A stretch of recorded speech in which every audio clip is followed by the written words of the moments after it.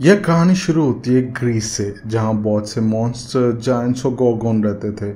इस कहानी में हम उन्हीं में से एक सबसे फेमस डेंजरस क्रीचर की बात करेंगे, जिसका नाम है मेडुसा, और जानेंगे कि मेडुसा कैसे मॉन्स्टर बनी। मेडुसा एक गोर्गोन थी। गोर्गोन एक क्रीचर है जिसका आधा शरीर इंसानी और आधा शरीर सांप का होता है। मेडुसा शुरू से मॉन्स्टर नहीं थी, वह बहुत सुंदर थी। कहते हैं कि वह एथेना से भी ज़्यादा सुंदर थी।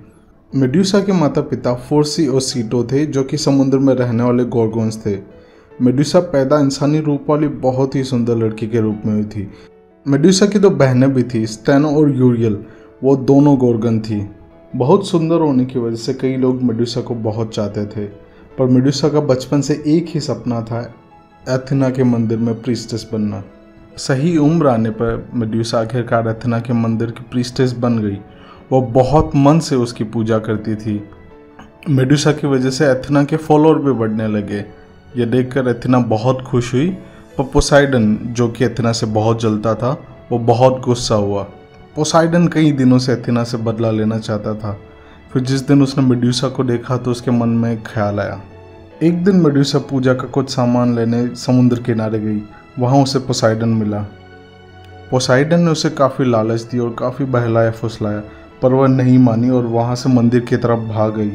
पोसाइडन इस बात से और गुस्सा हो गया और मेडुसा का पीछा किया। मेडुसा मंदिर में आकर देवी एथेना से मदद मांगने लगी।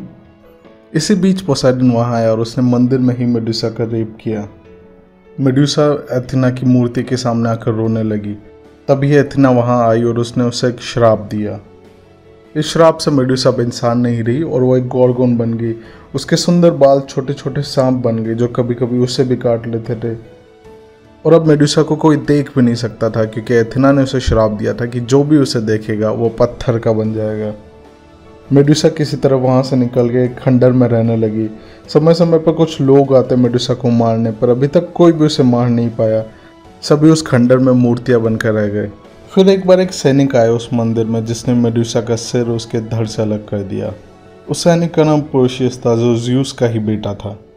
जब पर्शियस ने मेडुसा को मारा तो उसके खून से क्राइसोर और सफ़ेद पंखों वाले घोड़े पैगासस का जन्म हुआ।